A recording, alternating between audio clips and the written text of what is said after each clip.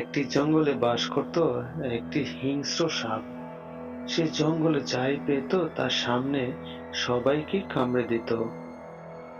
জঙ্গলে যত প্রাণী ছিল সাপের জ্বালায় সবাই অতিষ্ঠ। সাপ যাকে কামড় দিত সেই মরে যেত।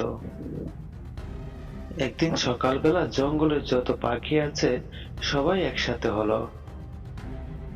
কাকবন, জঙ্গলে যে হিংস্র সাপ থাকে তার ভয়ে তো আমরা ঘর থেকে বেরই হতে পারি না। যেই সামনে পড়ছে তাকেই কামড়ে দিচ্ছে, আর সেই সাথে সাথে মারা যাচ্ছে। এটা তো একটা বিহিত করতে হয়। ঠিক বলেছ তুমি।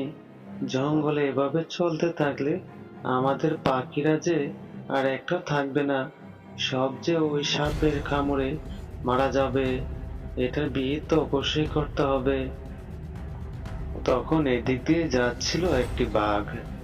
বাঘ সব পাখিকে একসাথে দেখে বলল, কি ব্যাপার, তোমরা সবাই একসাথে হয়েছ কেন? বাঘ মামা, আমাদের জঙ্গলে একটা হিংস্র সাপ থাকে। তার সামনে যেই পড়ছে তাকেই ধরে কামড়াচ্ছে, আর সেই মারা যাচ্ছে। তুমি যদি কিছু একটা করতে পারো, করে দিয়ে যাও না মামা।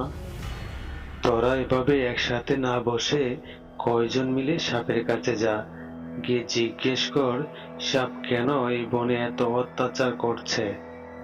বাঘ মামা, বয়েতে সাপের সামনে কেউ যাবে না, আর সাপের সামনে যেই পড়ছে তাকে কামড়ে দিচ্ছে। বুঝেছি, তোদের কারোই সাহস নেই সাপের সামনে যাওয়ার জন্য। ঠিক আছে, তোরা থাক, আমি যাচ্ছি সাপের কাছে। তারপর বাঘ চলল সাপের বাসার দিকে। বাঘ গিয়ে দেখলো সাপ তার বাসার মধ্যে বসে আছে। কি সাপ, তোমার গায়ে এত শক্তি বলে যাকেই পাচ্ছ তাকেই কামড়ে দিচ্ছ, আর সে সাথে সাথে মারা যাচ্ছে। তুমি তো জানো আমি হচ্ছে বাঘ, আমার গায়ে তোমার চেয়েও অনেক শক্তি। কই, আমি তো এই বনের কাউকে কিছু করিনি, কাউকে তো ধরে খাইনি, তাহলে তুমি এত অত্যাচার কেন করছো? বাঘের এসব কথা শুনে সাপ খুবই লজ্জা পেল। তখন বাঘকে সে প্রতিশ্রুতি দিল, ঠিক আছে বাঘ মামা, আমি তোমার কাছে ওয়াদা দিচ্ছি, এই বনের আমি কাউকে আর কোনো ক্ষতি করব না। তোমার এই কথাটা শুনে আমি খুবই খুশি হলাম। তোমার যদি খাবারের প্রয়োজন হয় তুমি নদীতে গিয়ে মাছ খেয়ে পেট ভরতে পারো। তুমি আর এই জঙ্গলের কোনো ক্ষতি করবে না। হ্যাঁ বাঘ মামা, তুমি নিশ্চিন্তে থাকো, এই বনে আমি আর কারোরই ক্ষতি করব না, এমনকি কাউকে ক্ষতি করতেও দিব না। তারপর বাঘ এখান থেকে চলে যায়। তারপর প্রতিদিন সকালে সাপ নদীতে যায়, গিয়ে মাছ ধরে খায়।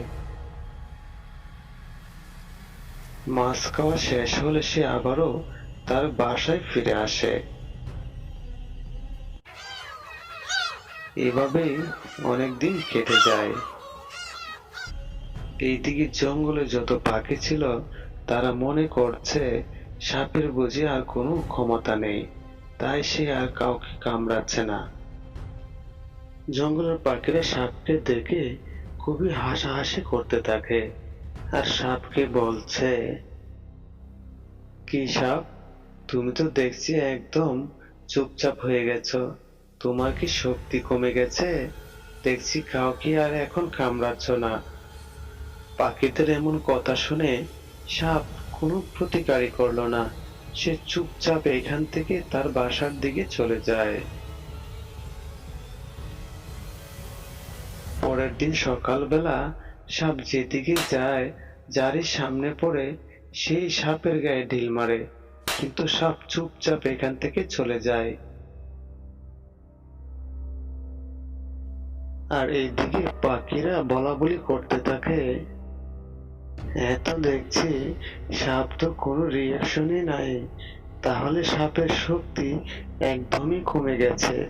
আগের মতো যদি শক্তি থাকতো তাহলে আমাদের গাছে উঠে কামড়ে দিত।